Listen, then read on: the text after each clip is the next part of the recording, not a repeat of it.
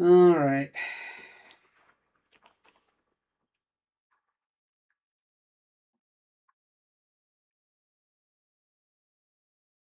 Okay.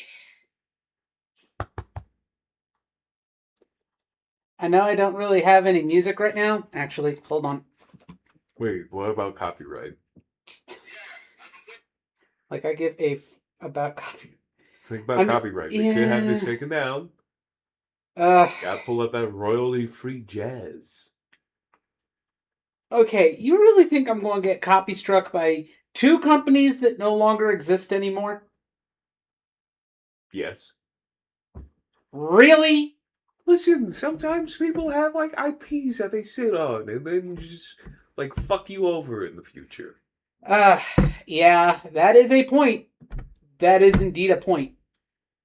Like how many like you can't find shit on like fucking this one anime brain powered can't find shit about it because no matter how many times someone tries to post up the full episodes, just immediately take it down. You don't get to see that. Uh, yeah, true. However, unlike niche anime like Brain Powered, It was Toriyama work. that's why you know about it. Oh no, it Un, wasn't un, Toriyama. It was Tomino. Tomino. Unlike that, this is something that is still going on. It actually had a release last year. So it is still an alive and active franchise. Just like, the people who originally started it are gone. And now Yeah. that franchise has gone to somebody else. Who owns it now? It's technically owned by Square Enix, and they license out developers for it now because the original developer. I'll explain that. Well, hello, YouTube. My dog doesn't like it whenever I say hello. Hathor, stop it, girl. You immediately went to the door. None of us is at the door. No one is even knocking on our door. You big whiny baby.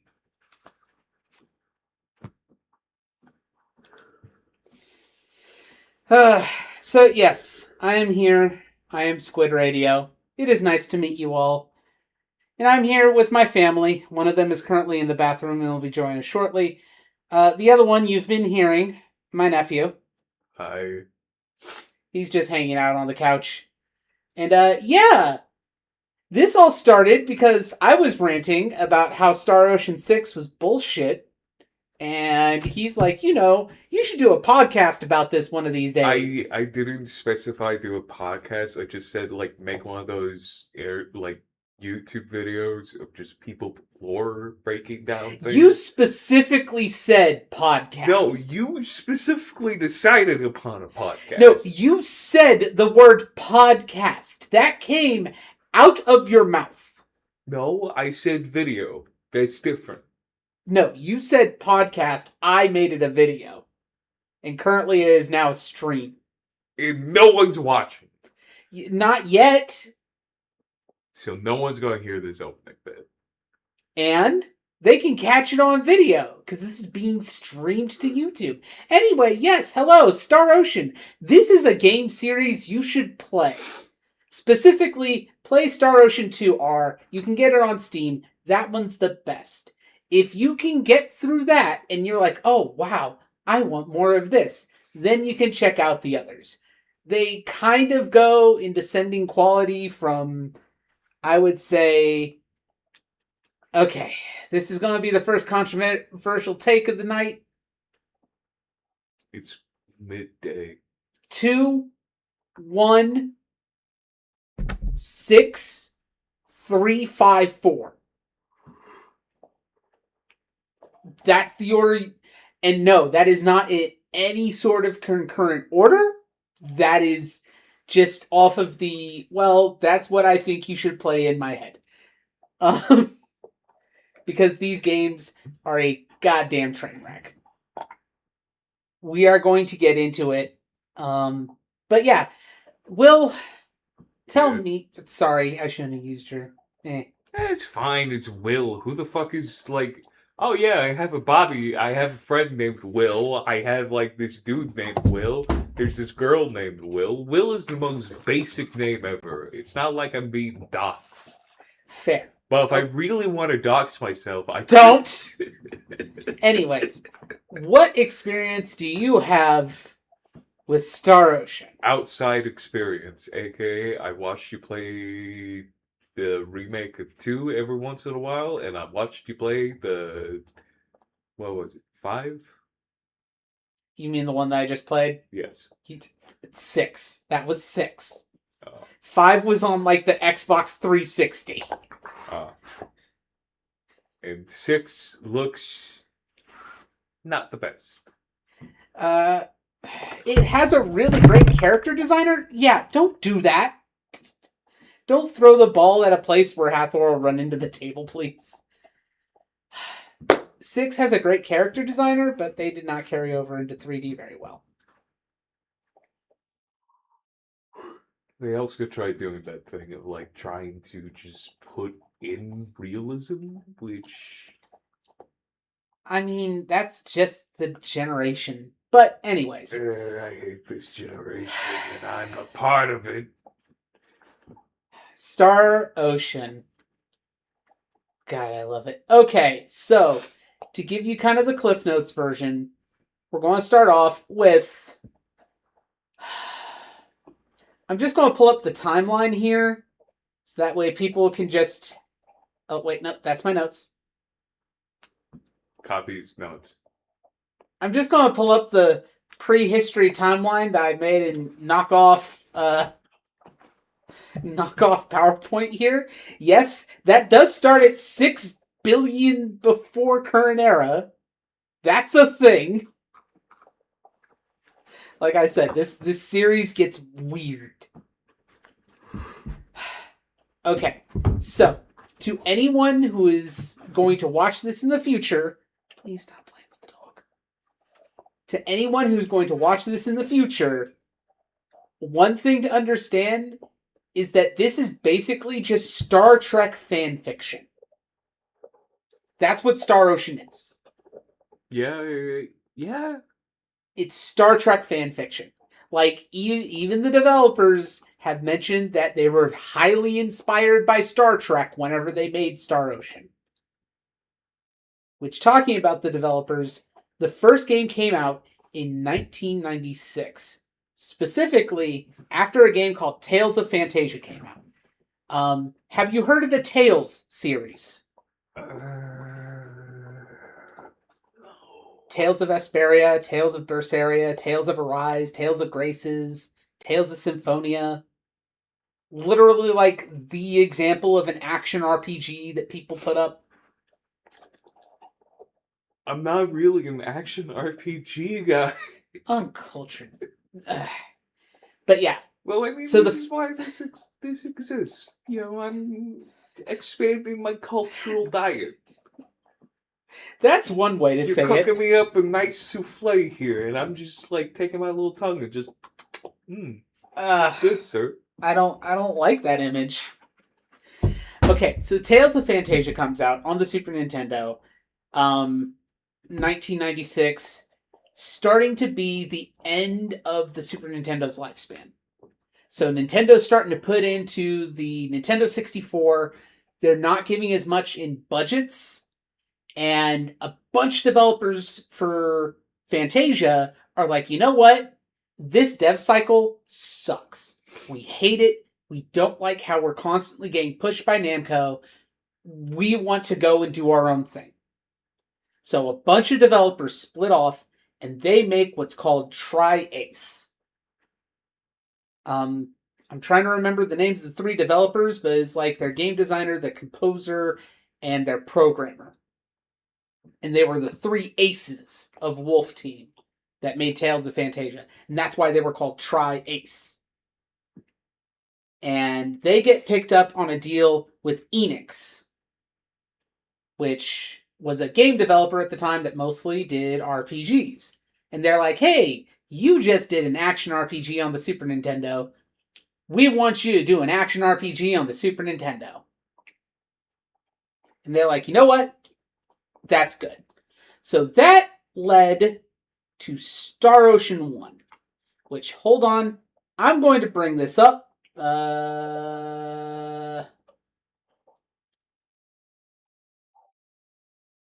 Close that out. Bring this over here.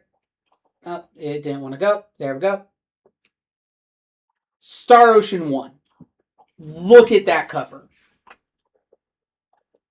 That is a cover. That is a cover. God, I love that artwork. But yeah, I had to do some digging on the internet to find a bunch of manuals and stuff like that.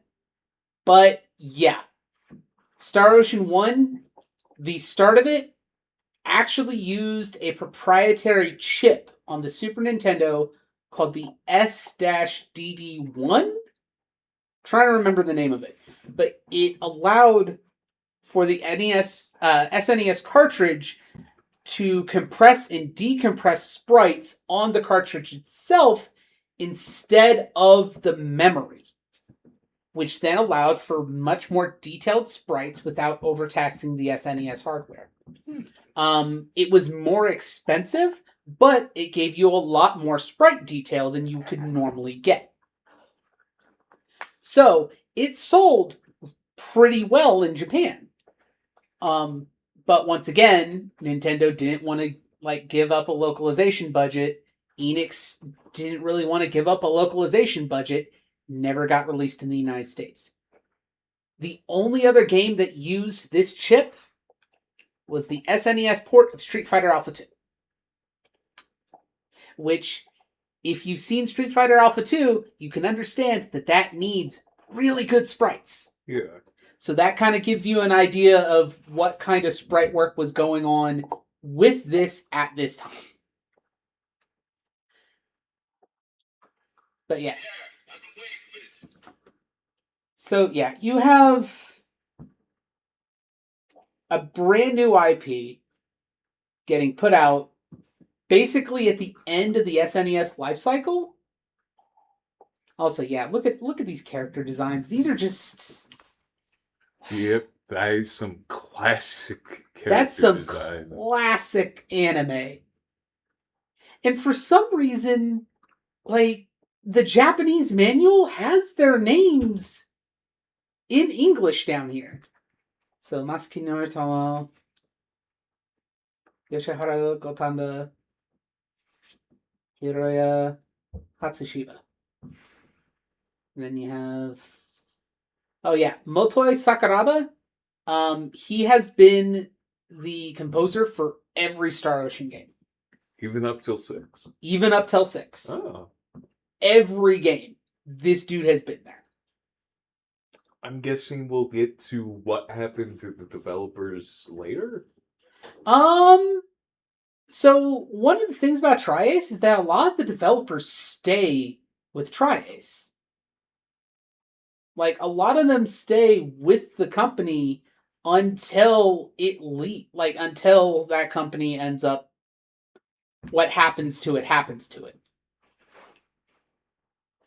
But yeah, they stay with them all the way up till Star Ocean 6. I accidentally kicked the little table. I know. It's right there. It's very kickable. I'm sorry. But anyways, third guest has joined us on the couch. We can now begin in proper. They're not going to speak, but they are here in spirit. Their ghost is right behind me. So, yeah, I was just kind of going over the development history of the first game. Kind of to set the scene. So to explain a couple of things about the game itself that you need to understand about them. First things first, every game has a canon story, quote unquote canon story, but it also has a relationship system. So the more you hang out with people, whether it's in private actions in town, or it's having them in your party, or it's doing stuff like that, it will change relationship values. Those relationship values change. It can change who you end up with at the end of the series. So while there is a quote-unquote canon ending, you can end up having... Basically, you can date whoever you want. Yeah. Sounds good. Second, every game has crafting. Some of the games are better at it than others. Most of the games allow you to... Like, you've played Disgaea before, right? Have you played Disgaea before? No. So... Again, I'm uncultured. I'm like an unseasoned French fry. Unseasoned French fry, oh my god. But yeah, crafting allows you to break the game in half. It's great. I love it. I love the crafting system in these games. Except for 3 and 4, those are pretty bad. Because people are like, well, why are you getting so powerful with crafting? Look, I know the recipe to make the world-destroying sword. Let me make the world-destroying sword. Fuck you. So, oh, the third thing, they're all action RPGs. This is one of the first of their kind. If you played a Tales game, if you've played Valkyrie Profile, if you've played Romancing... Well, no, not Romancing Saga. Like, if you've played a game where you move your character around, like Kingdom Hearts, that's another one. Or Final Fantasy 16. All of those have their start at this era of action RPGs. And this is one of the first to do it. And they've been like that ever since. So, we're clear on what Star Ocean is, right? Yes. Any questions so far? Aside from Hathor wanting to play. Hathor is our dog. She likes to tug on she's things. She's an extrovert surrounded by introverts. Our concurrent viewer left. Anyways, so, any questions? No. All right. So, there's a couple of terms that you need to know going in first. First off, light speed. So, the world of Star Ocean starts in 2087. Mm-hmm. This is after World War III. Okay, so that does happen. After we blow up everything. Don't worry, I'll get into the timeline after we get it. We blow up Earth?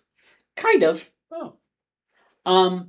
So the people on the moon are like, yo, we gotta get the fuck out of here and find a new base. And in 2087, they developed the first warp engine and it is piloted by a dude called Stephen Kenny. And he ends up breaking the light speed barrier. The most generic name possible. He gets the nickname Lightspeed Kenny. Don't laugh. You put some respect on the Kenny name. Okay. But yeah. He makes the jump. And that gives a new hope for humanity. 4 years after that jump, we go to a new calendar, which is called SD, or Space Date. And that's where all of the games take place. So if you see SD 358, that's like 2,400 something. So yeah, that's understandable. The second thing, Pan-Galactic Federation. You're going to hear Federation, Fed, PGF, a lot of that. That's the group that's in charge of Earth and kind of the surrounding sectors. The Federation is in every game. Like, they have a hand in every game at one point or another. Whether it is a small bit or a large bit.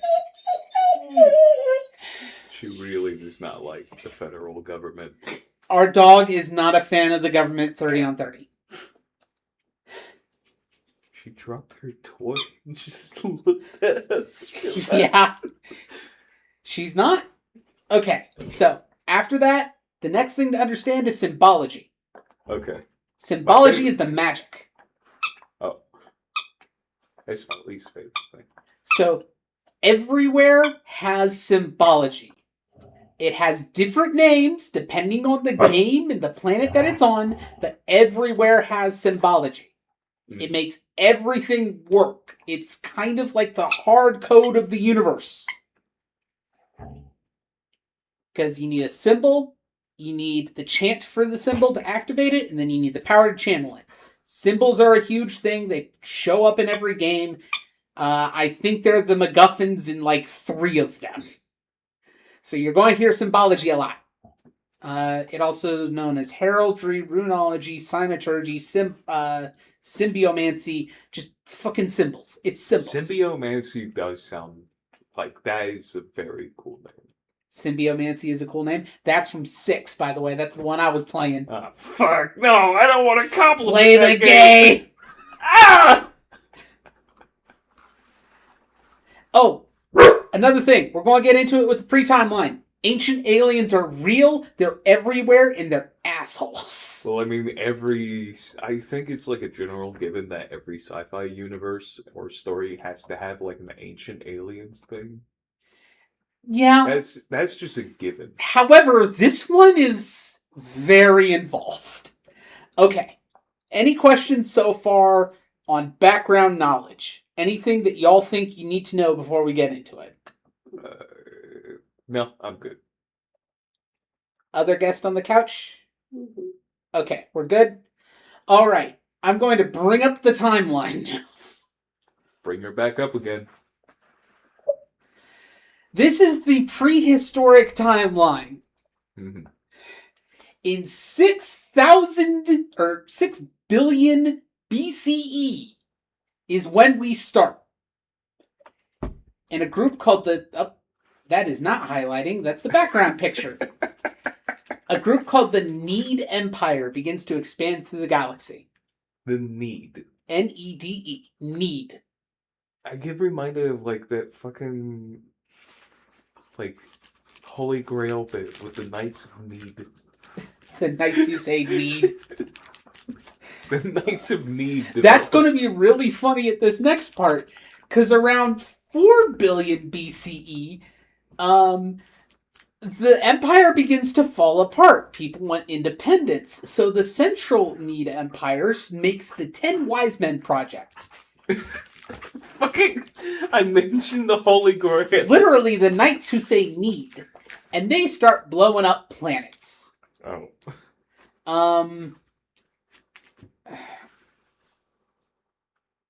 I thought I wrote his name in here. Stop. But the doctor in charge of it, creates a group of superpowered humanoids who end up, like, putting down rebellions left and right. And then the doctor disappears, and the strongest of the wise men, named Gabriel, is like, you know what? Forget this. We're destroying the Empire. Empire's gone. 80% of the Needian Empire dies. It's been growing for 2 billion years. 80% of it is gone. Before they finally seal these guys away in what's called a quadratic sphere. Basically, they lock them in like the Phantom Zone from Superman and send them off into space. And then everybody's like, well, crap, we don't have a viable population pool anymore. Also, we kind of almost destroyed reality. We're going to put everybody into one colony and shoot it out into the cosmos. So that's the end of the Need Empire.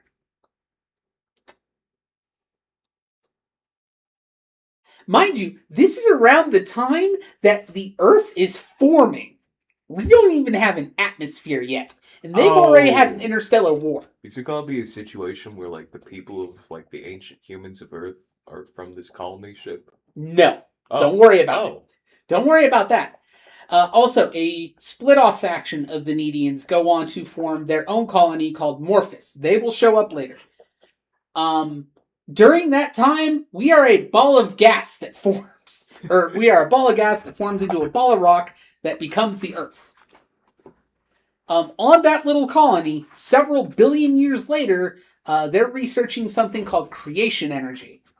Basically, they're like working on their ancient alien super science. and that lab explodes. That's going to be important later for a lot of different reasons on down the timeline.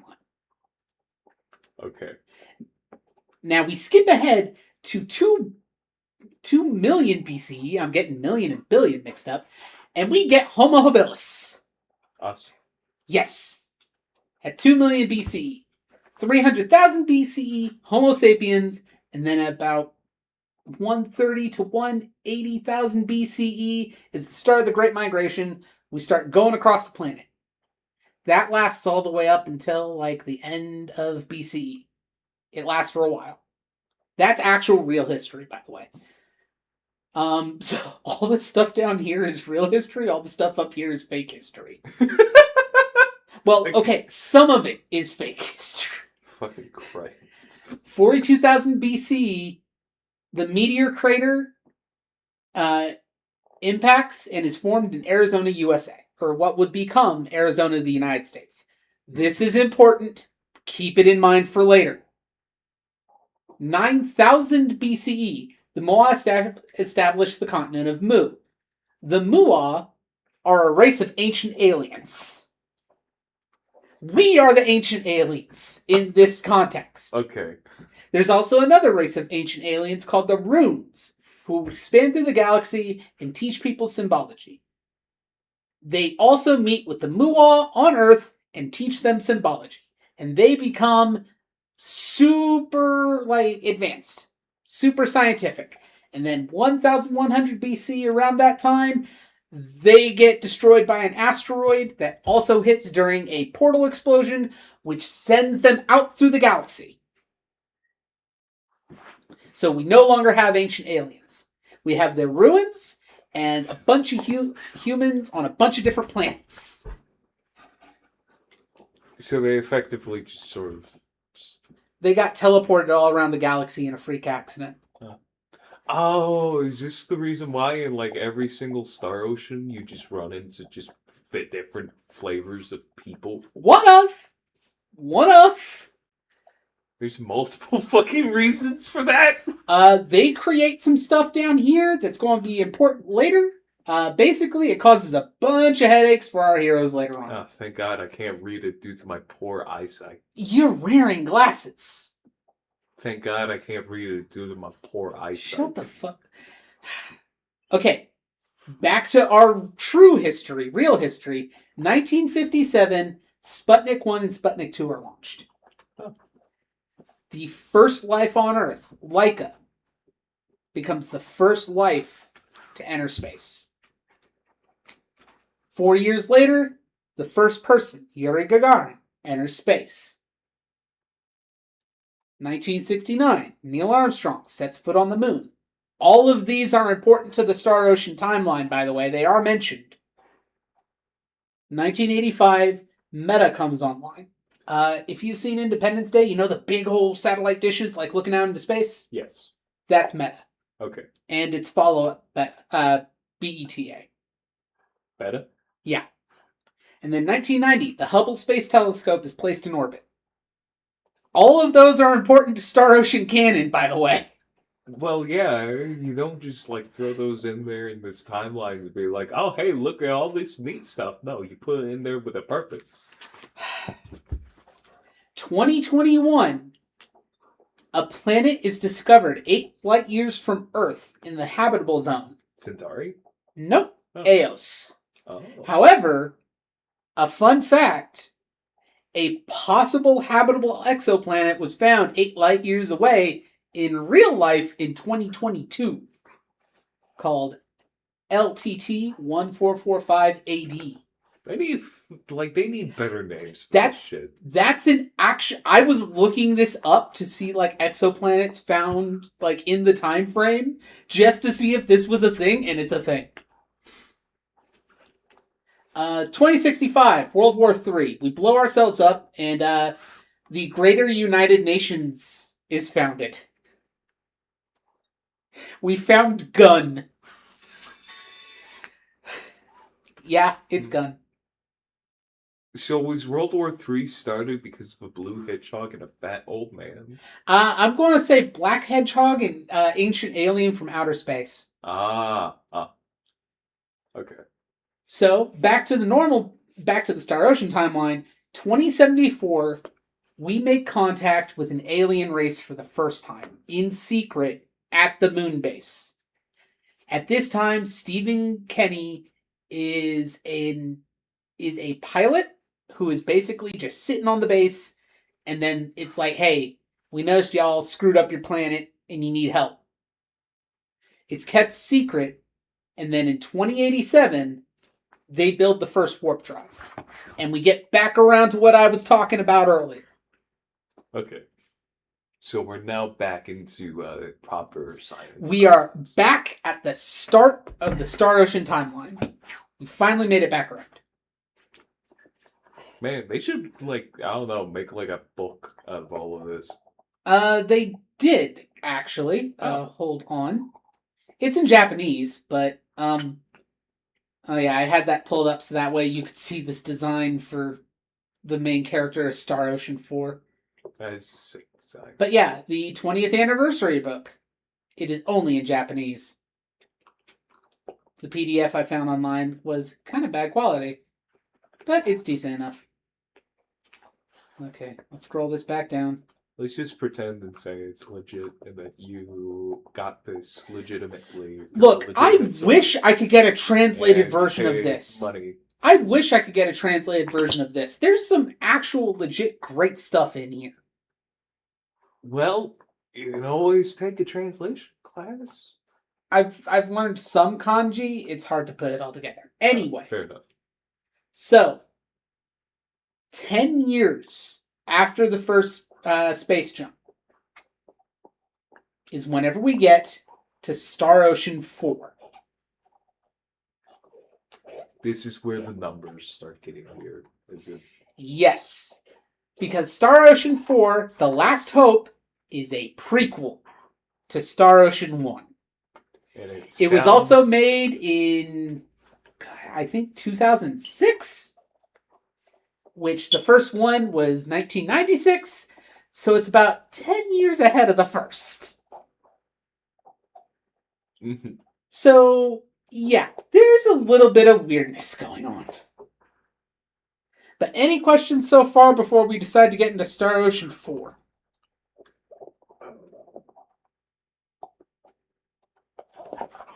Nothing? No, not really. He's pretty understandable so far. Like, we haven't gotten to a moment, I'm guessing, where I'm just gonna start losing my mind and questioning these developers. we're gonna get there, because Star Ocean 4 decides to go some places. Specifically, it decides to go to alternate realities and time travel. Yeah. I've heard about 3. You've told me about 3. 3, I'm still losing my mind on. He's just okay. 3 isn't. Let's not jump there yet. We haven't got there yet. Hold on. Doesn't let me change slides. Because there's a whole timeline after this as well. But yeah. Star Ocean 4, The Last Hope. So, what a original subtitle. Especially since I have already explained the whole thing about, World War III. We blew up the Earth. Yeah. We're literally looking for a new planet to call home because we blew up the damn Earth. Okay. So can you tell me what this guy's name right here is? Kenny? No. Is he part of the Kenny is his boss, and he's not a part of the Kenny family. We're going to get back to those assholes.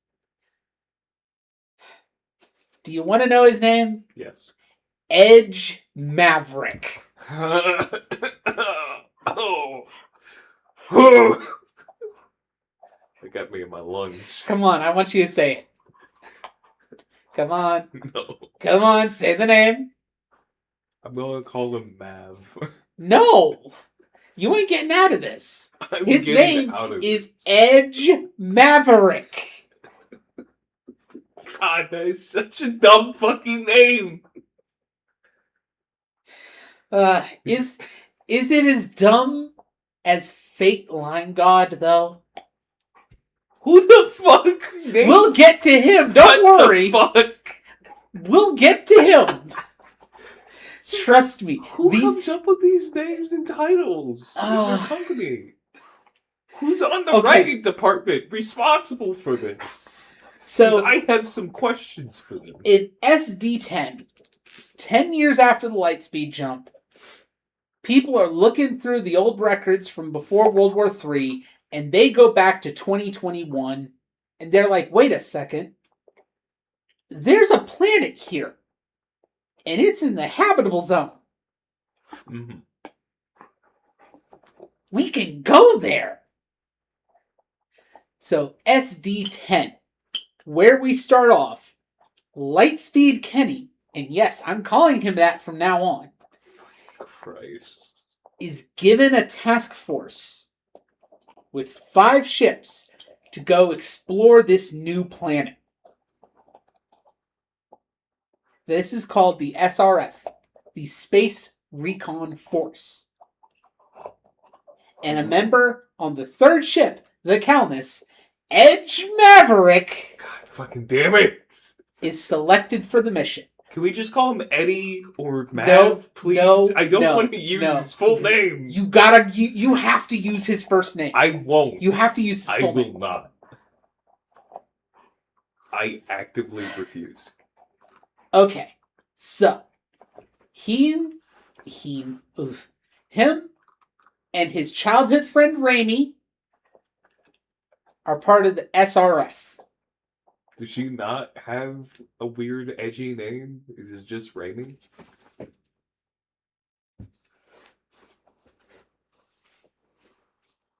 It's Raimi Sayonji. Like compared to Edge Maverick, Raimi is fine. You can just call her Raimi. Still gonna call him fucking Eddie. I'm not saying his full name. You're going to say it eventually. You're going to break I will. eventually. Everybody does. I will not. Everybody I will edge does. this. Everybody does. Okay, so Edge and Raimi are part of the SRF. Okay. There are 5 ships. The Aquila, the Balena, the Colonist, the Dantalian, and the Aramea. Mm-hmm.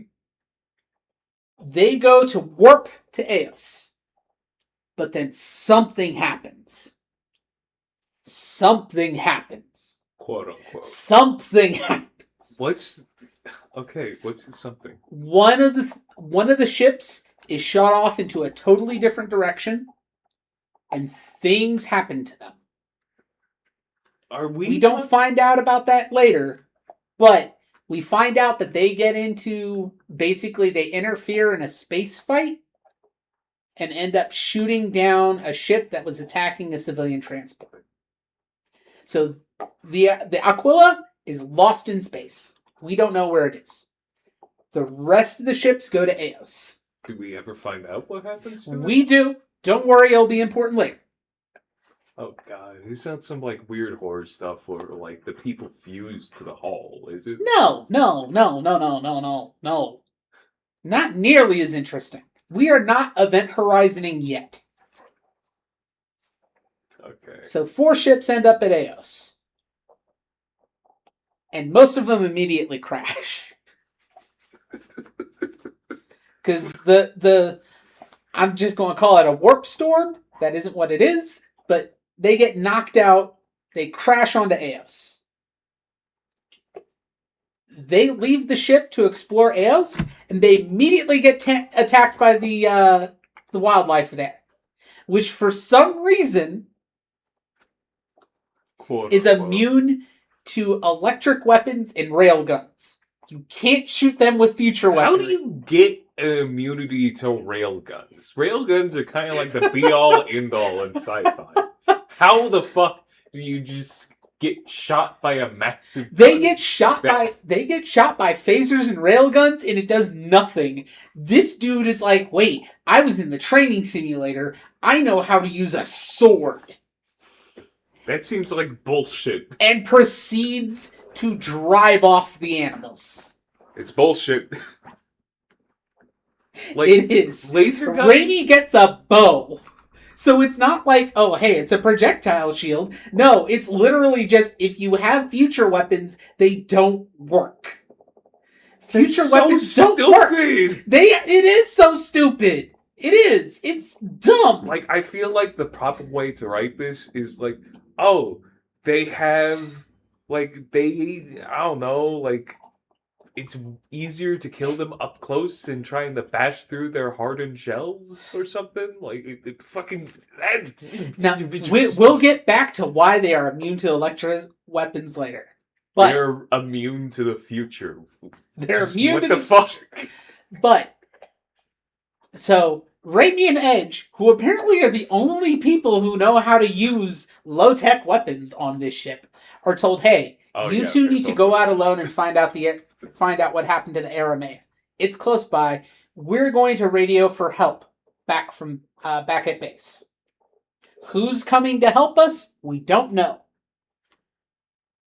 But we go find the Aramea, and it's under attack by a big monster, and we meet FaZe. I'm guessing he is... He's a space elf. He's an Eldar. Is he also, like, from an advanced race, or is he, like, a part of this planet's natural ecosystem? The Eldarians from the planet Eldar were the ones who contacted us earlier. God, I thought you were joking about Eldar. You thought I was joking about this? I'm not joking. Oh my God!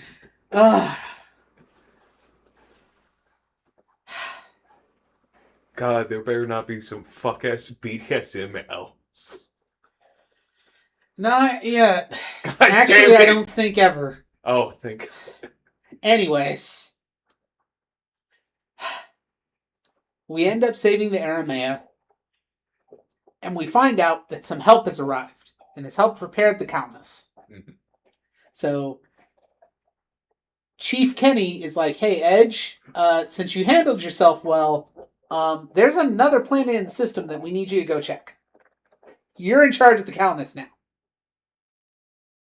Mind you, this is a dude who was just on the SRF team. He is now in charge of a ship. Because he beat up some wasps with a sword. Kenny's not the brightest, is he? Believe it or not, he is. He actually is.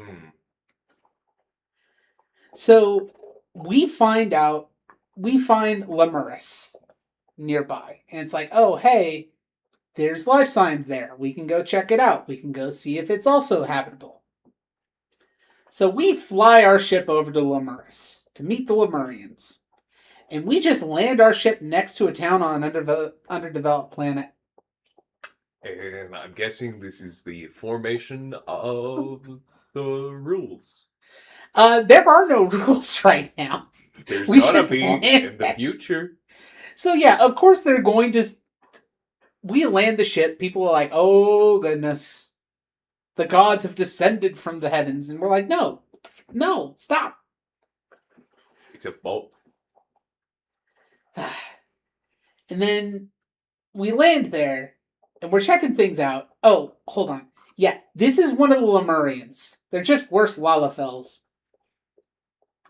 I don't want to just pick them up and just toss them, right? Just toss them, yeah. Just like toss them, right? Just a football. Just punt them. She seems aerodynamic. I mean, the fins on the head clearly for stabilizing. Yeah. The skirt is clearly a rocket thruster. She's a missile.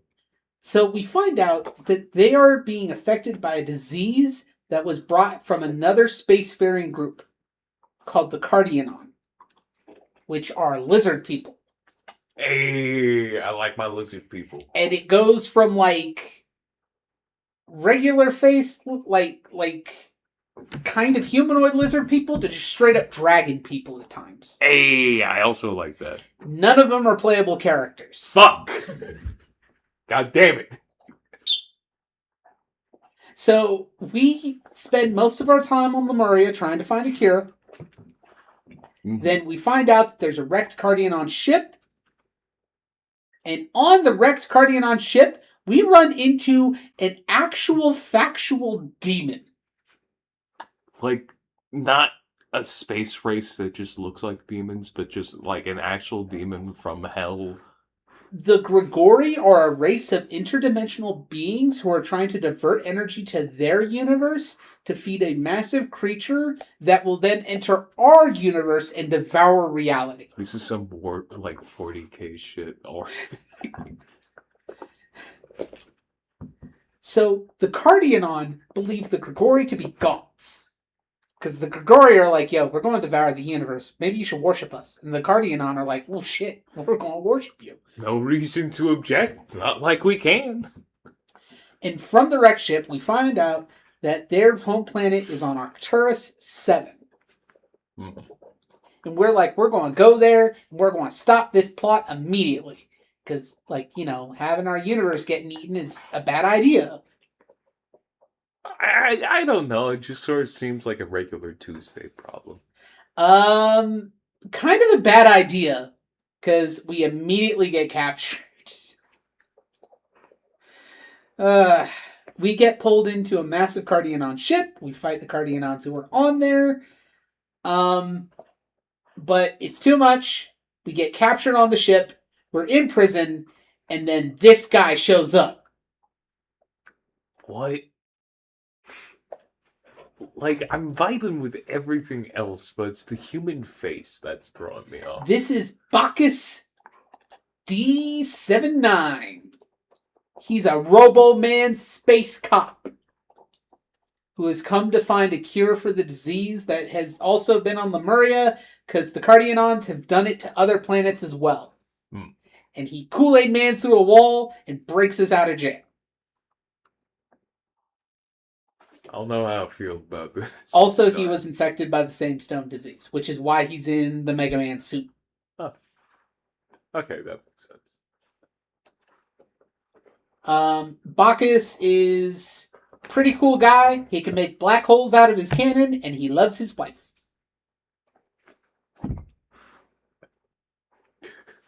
I can't help but imagine the Like, fucking Robo-Man loves his wife. I can't help but imagine the fucking Eggman like, Tails, I miss my wife. I miss my wife, Edge Maverick. Edge Maverick, I miss her my alive. wife. Oh wait, no, fuck! I said the name.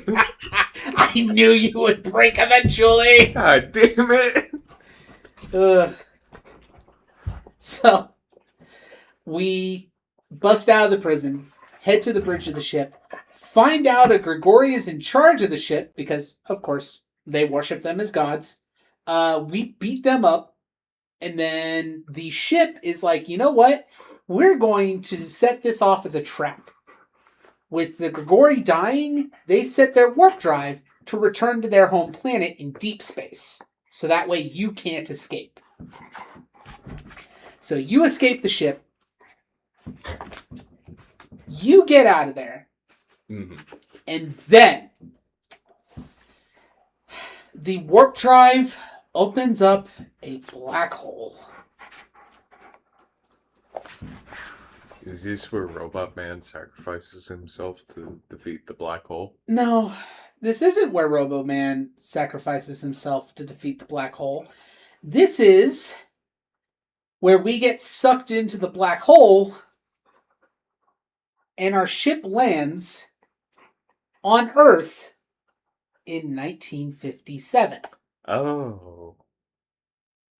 Just after the launch of Sputnik 2. Oh. Specifically, an alternate dimension, 1957.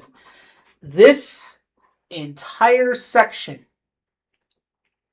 like, I was thinking about picking up Last Hope and replaying through it, because I only got to about the part where you fly off to Lemuria, the first time I played it, and I got to this as I was writing my synopsis, and I was just like, no, I'm out. I'm done.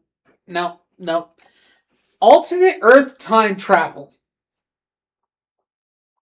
So you land, and the first person you're met with is named Klaus Bakhtin.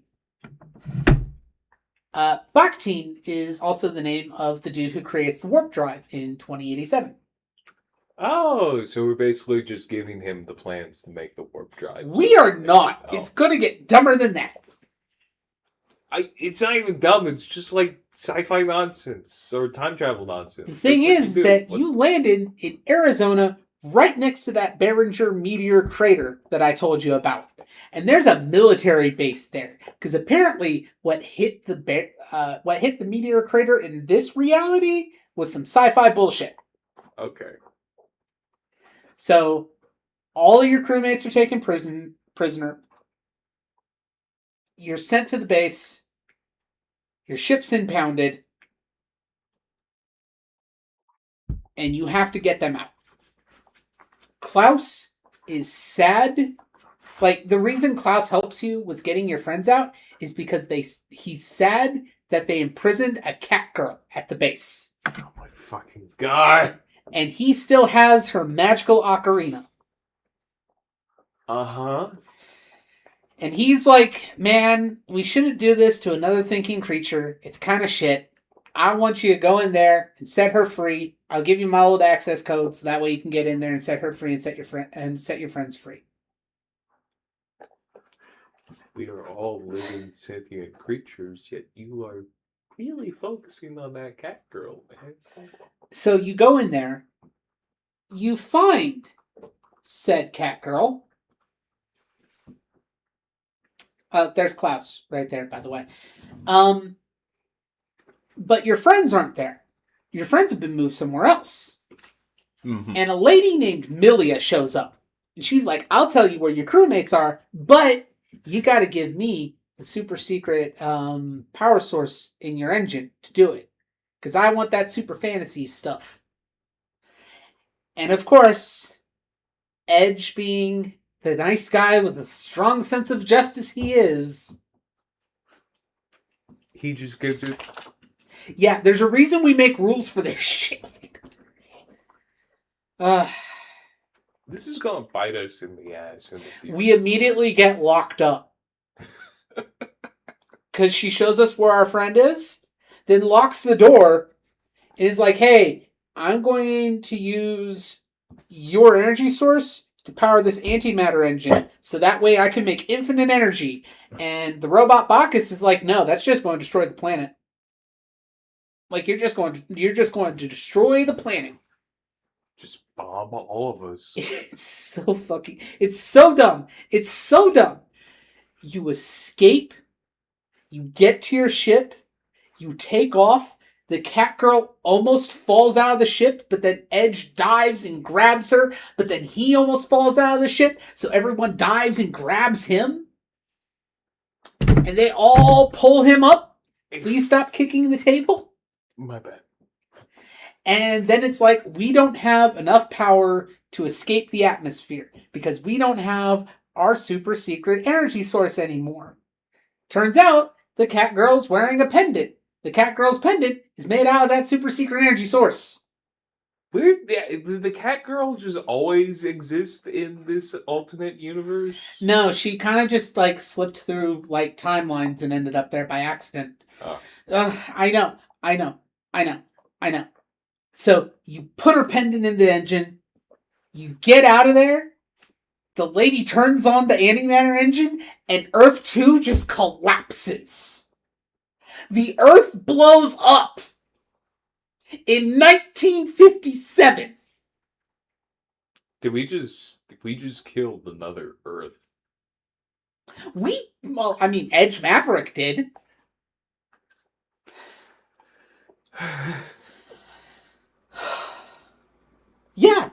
Yeah. And the thing is, that entire section, pointless. I I've been thinking about it. I've been trying to place it. I have no frame of reference as to why it even fits into anything. Because the alternate history means that it doesn't affect anything in our world. I mean, it ends with us getting literally atomized in 1957, so it doesn't affect our timeline in any way. The cat girl, Miracle, doesn't end up affecting anything in the normal Star Ocean timeline anyway. It feels like they had the bones of an idea of traveling in the past and having you secretly be responsible for jettisoning humanity into its current day and era, only to kind of like cop out and Back go, out at the last second. yeah, yeah, yeah, yeah. Earth 2 is pointless. Do we even see this alternate universe again? No! Okay. No, we don't! We actually do not! I hate it. So, Time Warp opens back up. We get back to our time in SD10. Had a side adventure. Had a side episode. We had a filler episode. We had a filler episode. We come back and we're immediately attacked by an unknown ship. Okay. It outclasses us in every way. We're getting beat up, but then the Eldar show up and help chase them off. But our ship is too damaged, and we have to land on a planet called Roak. R-O-A-K. That's going to be important later. Keep it in mind. Fucking Earth 2. I hate it. I hate it. It existed. Again, it feels like the bones of an idea. They had something there, but they backed out last minute. God. But they couldn't just like change it, throw it out. No, they had to be like, oh, we were too late. Quick, change the story of how it's written. Change the script. So you land, and Edge is basically real sad boy hours about the fact that, like, you know, he killed the planet. He blew up Earth 2. So Raimi has to take over as the leader. But she's not feeling too hot for some reason. Did she also succumb to the illness?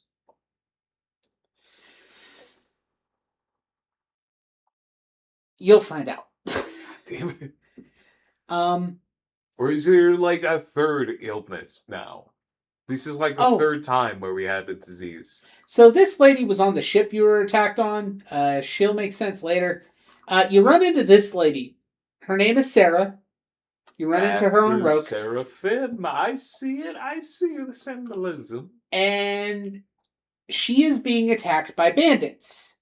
And she's like, I don't know why I'm being attacked by bandits. Thank you for helping me. But it's really weird. You, Edge and Raimi, look suspiciously like these two figures that are on a set of pillars in these ancient ruins on our planet. Is there going to be more time travel nonsense? So I can already feel it in my bones. So you have to go on a side quest to find a bunny, which I need to talk about bunnies. You've seen them. I wish I didn't. Bunnies are a race of mascot characters that appear throughout the universe. Literally, nearly every planet will have bunnies.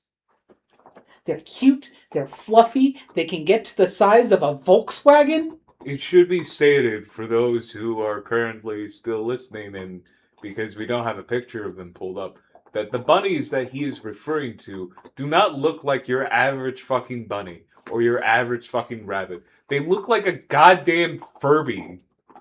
Actually, I'm going to pull it up. I'm going to pull up a thing. I'm just going to pull this up.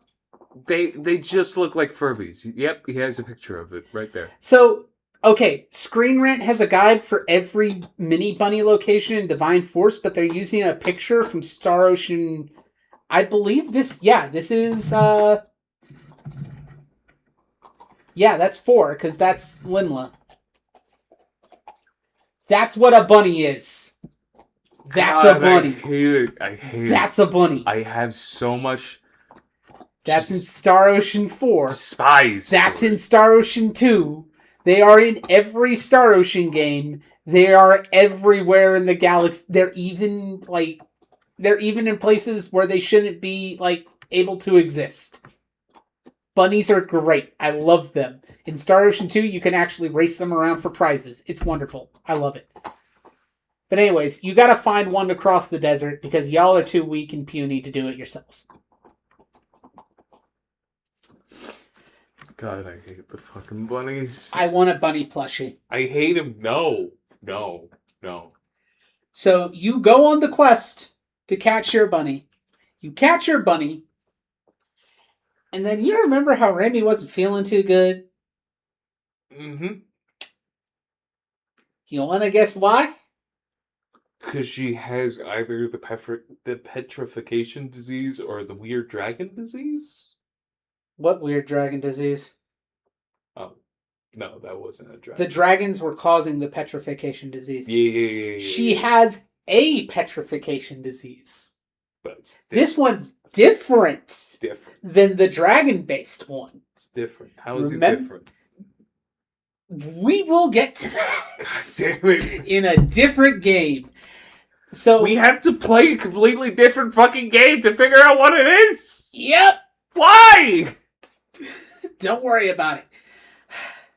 Remy has the stone disease, different from the stone sickness, which was caused by the Cardionon, which was given to them by the Grigori, which we have cured by this point, or have found parts of a cure to at this point. It's a different stone disease. I fucking hate the narrative of this game. Could they not have come up with a different disease? Or just have it be a stone disease, except you don't really turn into stone or something? You get frozen in a big crystal? I know. You state that. Oh my fucking god. Oh anyway, god! So you have to go to a totally different kingdom, which sidetracks you from your thing of going to the ruins. You meet a seer called Elena Ference, which is Elena. No, Elena isn't in the party list. That's Welch. There's Elena. You meet Elena, and she helps you along on your quest. Green. And you find out that the people who were attacking Sarah, the winged girl up there, were part of a cult that worshipped the demon lord. And they're the ones spreading the stone sickness, which comes from the demon lord. And it's different than the ones that came from the dragon people. Yes, it is. You have to fight in a tournament arc, and you get a cure. But whenever you go to get the cure to Remy, she doesn't need the cure because she's already beaten the stone sickness. How? So you remember whenever I said ancient aliens were bullshit? Okay, do you remember the Mu'a? Yes. People on the continent of Mu. Mm-hmm. So long ago, like I said, they got yeeted off of Earth to different planets. One of the planets they ended up on was Roke. But they still left behind traces of their civilization, which were buried underwater until World War III. The blasted remains of humanity showed what remained of the continent of Mu. And it was there that Edge's dad found their civilization. So Edge is a Nepo baby. Edge is a super Nepo baby. Along with Remy. They are known as Project Hope. And all of the kids from Project Hope died except for Edge and Remy, who are the last hope. Just going to scroll back up here. Because the name of the game is Star Ocean 4. Say it. Come on. I'm gonna go get me a bottle of water. You keep talking. Coward! I'll accept my cowardness. Ugh. But yeah, they're the last hope. They're literally the last of Project Hope. But they're also the last hope for humanity. Because they're the super babies, and they're also the people going to find a new planet. I want this to be stated. Whoever the fuck... They can't hear you. You're not near the thing. Whoever named...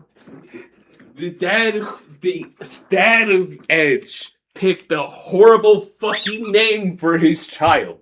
He immediately gets worst dad of the year in fiction due to his pure incompetence of naming his fucking child. Oh, we have not gotten to bad dads yet. He's still a pretty bad one. Let's be fair. But God. that's the title drop. Just yeah. That's the reveal. That's the reveal. Oh, and then we get attacked by this lady because it's like, you killed my husband. And So do you remember what happened to the Aquila? We killed them? No, the Aquila. The first of the ships. Oh, the one that disappeared into deep space. Yeah, whenever no. The one that had things, quote unquote, happen.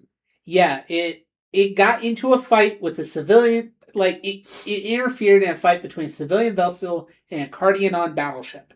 And it destroyed the Cardianon battleship. The civilian vessel also ended up destroyed, which this guy passed away. Her husband. So she thinks that the Aquila was the one who killed her husband. So she's decided to take that out on you. So she attacks you. You have to fight her off. You have to tell her that you didn't kill her husband. And that's enough of a distraction for that cult to steal Sarah. Because they want to use her blood to bring back the demon lord Asmodeus. Yeah, no, that's just straight up Asmodeus. The Asmodeus. Because Asmodeus had died in a war. Asmodeus is one of these like artificial children from the ancient race, or is a member of the ancient race, is he? Kind You can just say I'm right. Kind of. We'll get to that in the next game. We go to the cult hideout. We find their leader is a Grigori. Uh-huh. And we beat the crap out of him and save Sarah. Do we run into any good lizard people?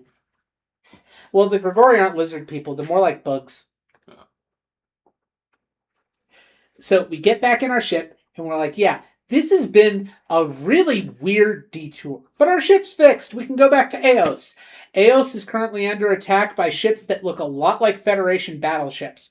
So the Eldar are really mad at us. Why did it happen? I wonder. So do you remember Earth 2 and how we came back from the portal? Oh, wait, no, that does bite us in the ass later, does it? So remember how we were attacked by an unidentified ship? This is them. That's the Phantoms. We've got another faction to worry about. There seems to be a lot of factions in this one You game. think? It's a bit of a narrative mess. Yeah. But the Phantoms have taken the form of our ships and have decided to wipe out the Eldar. And the Eldar aren't exactly happy about that.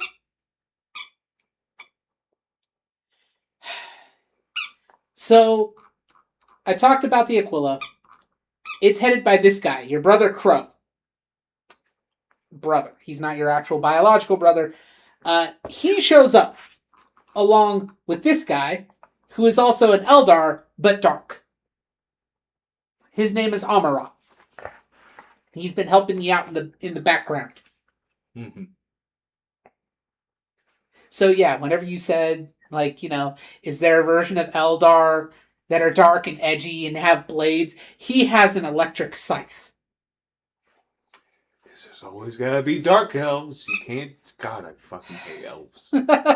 Elves are the most generic fucking fantasy race anyone could think of. They're just. If elves existed today, they would be all over social media going, living that high life while you dwarves squander. They're assholes. Fuck, I hate them. So, Crow shows up in the Aquila. Amarat shows up to help out. You still need more help. Lightspeed Kenny comes from Earth with a fleet to back up Eos. Mm-hmm. And you find out that the Eldar homeworld was destroyed. Because the Phantoms are like, you know what? We're just going to finish this easily, and accelerated the star in their system. Oh, that's cool. So Phase... not cool for those who are going to die, but that's a cool concept. Definitely a cool concept. So Phase is real sad boy hours over this. He's real angry. He wants to kill all the Phantoms. And it's like, we don't even know where they're at right now. So we can't really do that. Kenny, so Kenny was there. He brought the fleet, and his orders were to destroy the SRF. Because currently the Eldar are blaming the SRF for killing everybody. For, destroying their planet. Or destroying their system. Mm-hmm. So he's like, hey, I'm going to warp you guys out onto my ship, and I'm going to blow up the ship so that way, you all don't end up dying. But Edge is like, hey, we know who did this. We know where they're at. We can go beat them up and kill them. And Kenny is like, this is probably a mistake, but I'll let you do it. And he lets them go. No consequences for you. So, Bacchus takes us to his home planet, because they've been fighting the Grigori for a while. We go to his home colony of EN2, and then the Grigori attack the EN2. We fight them off. We go to counter on their home planet. But they summon a space dragon in the orbit of their planet, and we can't get through. So Crow is like, I'm going to turn my engine into a black hole. So that way I destroy the dragon, and you guys have a clear shot forward. We tried to tell him not to, and he does it anyway, and disappears. He's not fully dead, is he? We'll get to that. So, we get to the planet. We fight to their fortress. And so Phase has been gone this whole time. He disappeared after he found out about, his homeworld getting blown up. And apparently, while he was out there in the cold, deep dark of space feeling bad about himself, he got a whisper from those Grigori, and it's like, you know what? Reality sucks. Life sucks. Why don't you join us so that way we can destroy all reality so you don't have to be sad anymore? And he's the final boss. Man, this is a narrative mess. You fight him. You beat him. He merges with the core of the Grigori and becomes Satanali. Yeah, I wrote that down right. Satanali. Satanali. Actual fucking Satan. Edge Maverick just kills Satan. Drags you down into a deep abyss. You beat Satan. Edge tries to save his friend. And is like, he disappears into the darkness. But his ship is still there. So Edge takes his ship and flies back home. And we win. The final boss is just literal Satan, yes.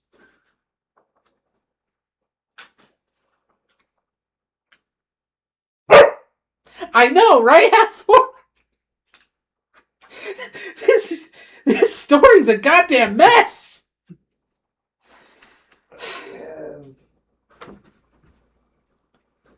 So the remaining Eldar end up going like, yo, we don't really have a home anymore. We're going to crash on Lemuria and just hang out with the little people. So there is a hidden ending where she goes to Phase's grave and then Phase might possibly show up. Maybe. This lady is also the same race as Bacchus is, so they go home. Bacchus gets to see his wife again. Feather Girl and Cat Girl end up staying on Roke. He travels the galaxy as a badass, protecting people. Crow wakes up on Roke, and the fortune teller lady finds him, which is this scene right here. And she's like, wow, at least you're handsome. That means our descendants will be pretty happy. Yeah, that's a thing. And keep that in mind. I don't want to. Because this game was made 10 years after Star Ocean 1. It has a ton of tie-ins to Star Ocean 1. Oh, and Edge Maverick becomes a captain in the newly formed Pan-Galactic Federation. And we never see him again, right? We never see Edge again. The name Maverick does show up again, though. Okay. So the Federation is made because of the end of Star Ocean 4. They get a hold of all of that sweet Eldar tech. Because Phase owns one of the last remaining Eldar ships. So we get a bunch of that. We also establish the Underdeveloped Planetary Preservation Pact, or the UP3. To make sure that the stupid shit that happened in this game doesn't happen again. Yeah, because there was a lot of stupid stuff, and I had the feeling, this game series is going to break that rule a lot. Oh, it's just a checklist of violations, my friend. Okay, so the UP3 originally starts with 4 articles. The first one, every sapient race has a right to develop without interference from advanced civilizations. Number 2, advanced civilizations are banned from showing off anything past the current tech level on the planet. So you can't put a phaser in the trebuchet tech tree. That's a no-no. Would be cool, though. It would be cool. However, you can't put, 2-stroke motorcycle engine in the horse and buggy era. Sorry.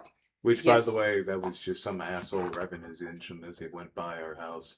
3, any act that violates the UP3 is to be punished by an acting member of the Federation. So, even if you're not a human planet or whatever, if you see someone violating the UP3, you are legally bound to go, yo, stop that shit. And then 4, if you end up crashed or warped or summoned to an underdeveloped planet, you must limit the use of your tech in a way to keep yourself alive. So basically, if you end up stranded somewhere, don't try to set yourself up as a god of a new world.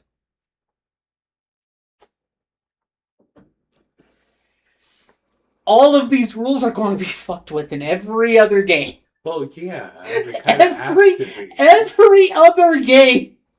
They kind of have to be if you want to have fun with this setting. Oh, it's so bad. Thank God I got water. Yeah. So, that's Star Ocean 4.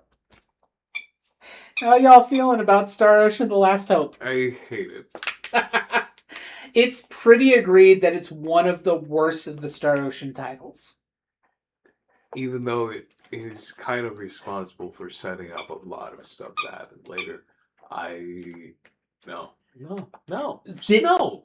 it isn't even responsible for setting up things later, because the only thing it sets up are things that happened in the game that came on the SNES, and then got a PSP remake. It's pointless. So the whole game is just callbacks to a better game. So my nephew is rubbing his face right now. He has felt true despair. I suck at writing. I'll admit. But God damn. This is bad. This is bad.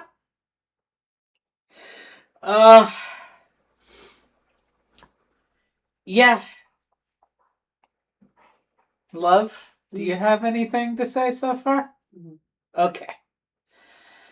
So, we do have to cut it after this next one. I'm just going to go up here through the guide. And we're going to go to Star Ocean 1. So, the guide here uses all the Super Nintendo stuff because the First Departure remake hadn't come out yet. But I could probably open up, because I was able to find the First Departure guide as well. First Departure Strategy Guide. Yeah. Brady Games, heck yeah. As you can see, there's an art shift whenever they moved this onto the PSP. A much needed art shift. Okay, no. I'm sorry. I like this. Look at this character. He's got like gold ornaments on his armor. He's got like that learn to draw anime style. Here, he looks like a person. He looks like a person with like stubby legs. Also, you have no room to speak, Stubbs. Shut the fuck. God damn it. Okay, anyway. Star Ocean 1. If you are interested in the Star Ocean series, First Departure is a good place to start. Haha. Seriously, you can get it on. I'm pretty sure you can get it on Steam. You can get it on Switch. Is it like Doom, where you can just have it run on anything? No. Oh. Sadly, no. Oh. Like, they did some pretty interesting stuff with the tech at the time, but the one that you can get now uses the Star Ocean 2 ending that they used for Second Evolution, which was also on the PSP. But yeah. So, First Departure Remake changes the story a little bit because it comes out after Star Ocean 4. But it basically lines up everything so it's a little bit more coherent. It's still going to be absolutely stupid. I just want y'all to know this. Okay, so we fast forward 335 years into the future. It is now SD346. And we are on the planet Rook. Oh. You remember that name? Yes. Yep, we're back. And we start off with Roddick Ference. If you remember the fortune teller, her name was Elena Ference. Do you remember that really creepy line she said to that guy? Oh, this is the son. He is partially related to the superhumans from Earth. Yeah. So technically, we are the ancient aliens again.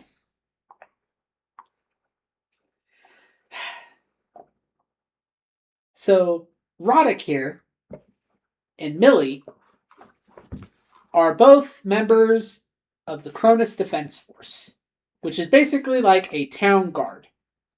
They are defending their village from monsters, which have been acting up more recently lately.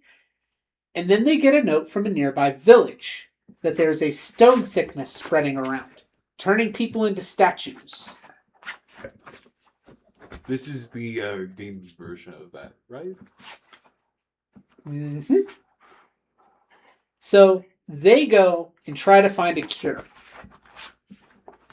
They look for a cure. They find out that the neighboring village of Cool was destroyed. And then Dorn reveals that he has the stone sickness. And he is slowly petrifying. So they head to the top of a nearby mountain to find the cure. And what they find at the top of the mountain is the herb to cure them. And also, this guy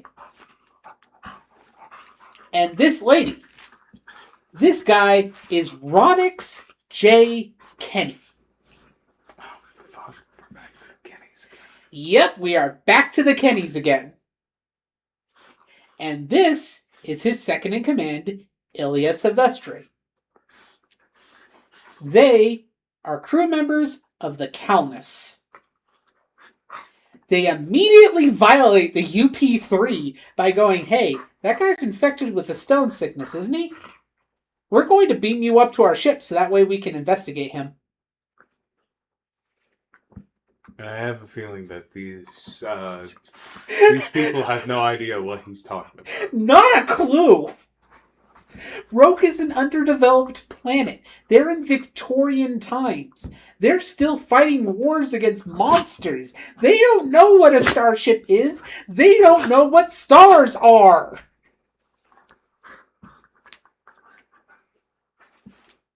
But I guess their it's friend time is- for their their friend- minds to be blown. their friend is turning to stone, and these two mystery people are like, yeah, we could probably help him. So of course they're going to say, yeah, we need you to help our friend. So they take Dorn, their friend, Millie, and Roddick up to their ship. But their ship is attacked by strange monsters that are immune to phasers. Oh, this shit again. So Roddick and Millie have to fight them off. And we find out that the people of Roke have differences in their blood and their genetic makeup that could be useful for certain properties. Also, they see in different wavelength spectrums, which is why Ronix and Ilya couldn't see the monsters, but they could.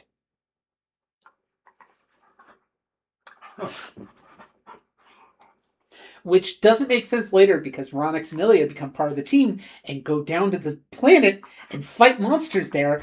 I'm pretty sure we can chalk it up to like gameplay. Yeah. Or like some weird sci-fi blabble of like, oh, they have specialized contacts that allows them to see that wavelength. Probably. Ilya comes up with a theory that whoever has started the stone sickness again is doing it so that way they can wipe out villages, then abduct the people in those villages to harvest that special blood. That is actually kind of metal. Yeah. It's also a really weird roundabout thing to do because immediately afterwards, a ship shows up from the Lazonian Federation, which the Pangalactic Federation is currently at war with, and goes, hey, we were forced to do this. Sorry about that. Immediately proving Ilya right, by the way. But we were forced to spread this sickness. We didn't want to do this, but we're being like held at gunpoint about it. But there is no cure. You could make a cure if you had a blood sample from the original source. But he died 300 years ago. Is it Satan? No. It's Asmodeus, the demon lord. Yeah. Yep. So he died 300 years ago. Shortly after we were on the planet. Because that cult that was trying to revive him. They revive him. There's demon war. Kill him. Anyway. So we can't go to the past. But we can. Because there's a planet discovered by the Federation called Styx. Where there is a time gate. That's just there?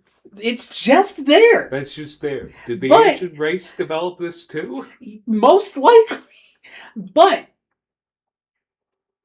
it's blocked off by the Federation. There's a quarantine on the planet. You can't get to it. So Ronix J. Kenny is like, fuck it. We're going to the planet. This dude right here.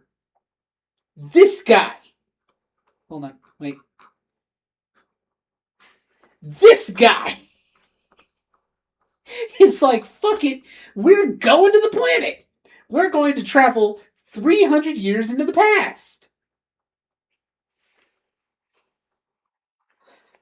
Like, the day hasn't even ended yet, and I think this is like the 6th violation that this man has committed. I mean, Like, how did the Kennedys get to such a high status to begin? because the first of their line was the dude who broke the light barrier.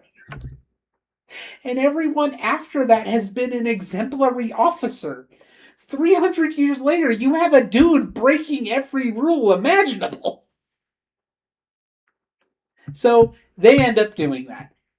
Interference separates Rodix and Millie from Ilya and Roddick. So you now only have Ilya and Roddick on a team, and they land in a town called Hout in SD 46. 33 years after the planet was involved in a different intergalactic war. The events is Star Ocean 4. At this point, we need time police. They haven't showed up yet, so they don't exist.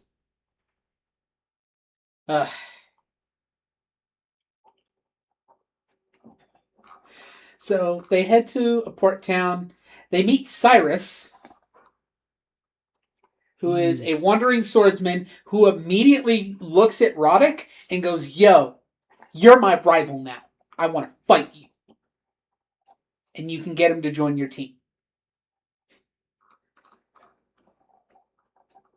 After you get out of the port, actually, hold on.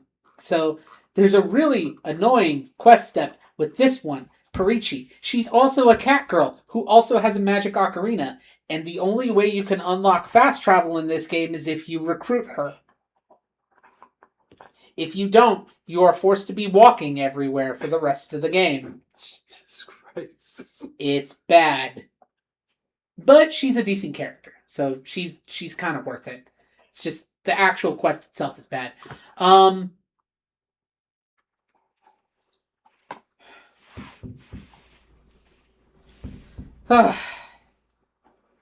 So you run into Cyrus, run into Fia, who's a member of the Astral Royal Knights, as we head to Astral to try to get... Basically, we're trying to find where Ronix and Millie dropped off, because they were separated from us. So we head to Astral, the largest town in the continent, to try to find them. That's where we meet Fia. We're told that Purgatorium, which was the ruins that had those statues with Fate and Raimi on them, Yes. in Star Ocean 4, they have what's called an Eye of Truth, where you can find the answer to anything. And whenever you arrive, you find this guy, Joshua. He's a sad boy with wings and really powerful magic. He's looking for his sister, Eris, who was killed by a man called the Crimson Shield. Is he, by chance, related to the other angel lady? Not really. He's part of the same race of Featherfolk, but not like a direct relation. But you get the key to unseal Purgatorium, you head in, and an ancient alien race down there goes, "Hey, the Eye of Truth is bullcrap. It's just some stuff that we put in, so that way, like, it's a rumor that we spread, so that way people would, like, leave us alone. But we'll show you where your friends are anyway." And they show us that Ronix and Millie are on the continent of Van. The only reason they're talking to us is because they recognize that we're time travelers. It's like, y'all are fucking with the timeline anyway. We need you to get out of here. Here's your friends. Grab your shit and go. And then Ronix ends up basically, we find Ronix and Millie in mid-argument with this lady, who's named Mavel. And she's like, "I'm going to kill the Crimson Shield because she fucked up my life." But she can't be Joshua's sister because she's not a Featherfolk lady. She's actually a Mua. Oh. Yeah, they're here too. They're still They're here too. They're still alive. They're here too. Also, it's about this part in the PSP remake that we meet Welch goddamn Vineyard. But we'll get to her later. That's part 2054. Yeah. So Mayvel knows about the Demon Realm gate, but oops, can't go to the Demon Realm. It's only a one-way door. But the Mu'a had a method. So we got to go to their kingdom, go into the basement, find a key there, and head to the Sylvan Ruins, where we find Joshua's sister encased in a crystal. And here's the thing. Joshua's sister is Mayvel, but this isn't her original body because her original body is sealed up in a giant crystal. So she's putting her mind into this body. Yep. Okay. And this is one of the best characters you can have in your party in the game. So if you want to be quote unquote optimal for like the secret cavern, you usually want to keep Mayvel and break Joshua's heart. I know, it sucks. It's terrible. Man, fuck efficiency. I did the same thing. Honestly, like, you get other damage dealers, it's fine. But Mayvel's body is swapped with Eris. She doesn't have a mind anymore, so it's fine. You head back to Purgatorium. The ancient aliens realize that, like, hey, you're building up a protagonist party. You're pretty strong. We'll let you in. And it's all high tech in there because they're ancient aliens. And that's where you find out that the Mu'a, like her, are actually from Earth. And they give you the actual Eye of Truth, which allows you to open up the Demon Realm door. You go in there. The Crimson Shield is just there. So you beat the crap out of him. And then you go to fight the Demon Lord, Asmodeus. And as you defeat Asmodeus, two mysterious figures show up and steal a bunch of his blood. And then they disappear. And you're like, well, that's weird. Let's go steal his blood and then get out of here. Because his blood is where the stone sickness comes from. I have a feeling those two mysterious figures were indeed a certain Ed. No. Huh. No. It was not Edge.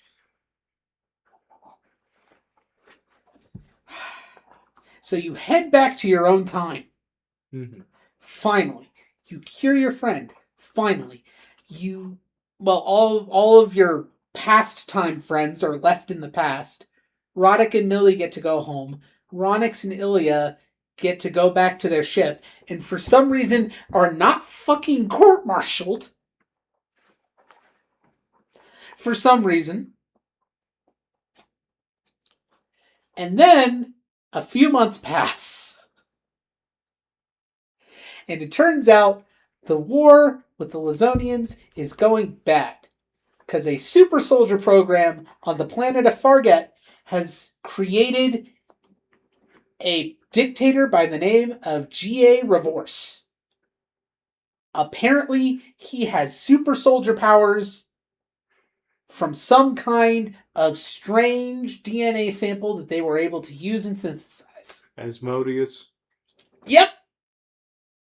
Those two people were two people from Farget who used Asmodeus' blood to create a super soldier program. That super soldier program then took over their government and is now waging a war. So, the Federation's phasers can't get through the barrier to beat up Revorse. Mm-hmm. And their tech can't actually hurt him. Because he's using some kind of weird mystical nonsense to keep future tech from hurting him. Remember how that was a thing in Star Ocean 4? How future tech couldn't hurt people? Yeah. So do you want to know what Ronix and Ilya do? Right. We know a bunch of people who are good at fighting the Demon Lord. They get permission to use the time gate again to pull your party back from the past to the future. They get Ronix and Millie again. They get all of your party again. You go to this place. You find out that Farget was also another place where the Mu'a dropped off. And that's why the tech is so similar. And you head to Revorce Tower. And you and a bunch of time travelers beat up the interstellar demon-powered dictator. He then turns into a big old monstrous form, and you beat that up too, and you're done. I cannot express how fucking stupid it all is. I can't express how dumb it all is. Oh, and because of that relationship system that I talked to you about, you could end up with your relationship partner in the past, where they are stuck mourning you 300 years in the past. God. That's a thing. It's so bad. It's so bad. And Ronix Jake, this motherfucker, this dude right here gets promoted. He doesn't get a court martial. He doesn't see any sort of problems over this. He gets a promotion. And also, canonically, he ends up dating and marrying his subordinate. That seems like an HR violation. Where are you going to place the AR violation?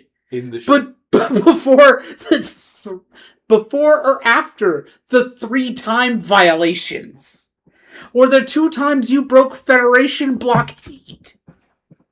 Or the half-dozen times you fucked with the UP3? I hate it so much. He breaks so many laws. And he gets away with all of it. He doesn't just get away with it, he gets rewarded for it. I hate this dude so much, man. I hate this man. Oh.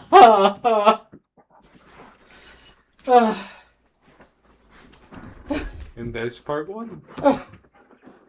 Yeah, because we gotta go take care of some... We got...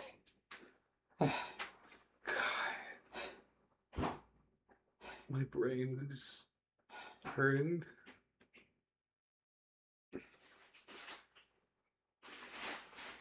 So that's Star Ocean 4 and Star Ocean 1.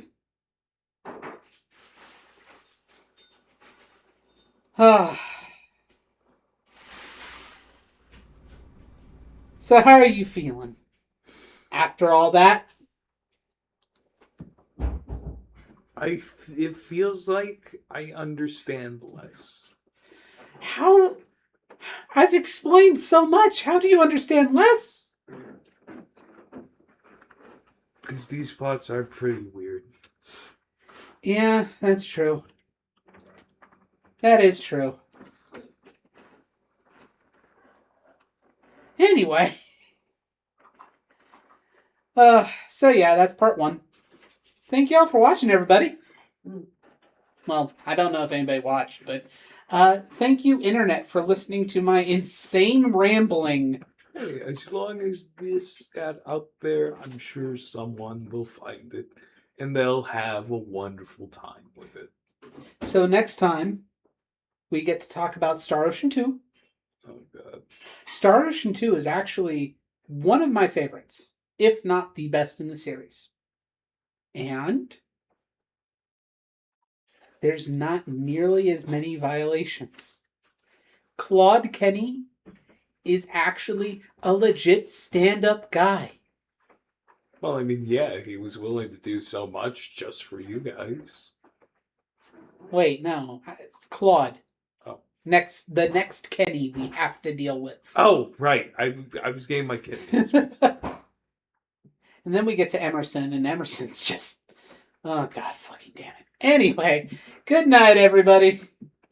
Dude, it's not even nighttime. It's 3 o'clock. Shut the fuck up. You know what I mean. That's what you sound like.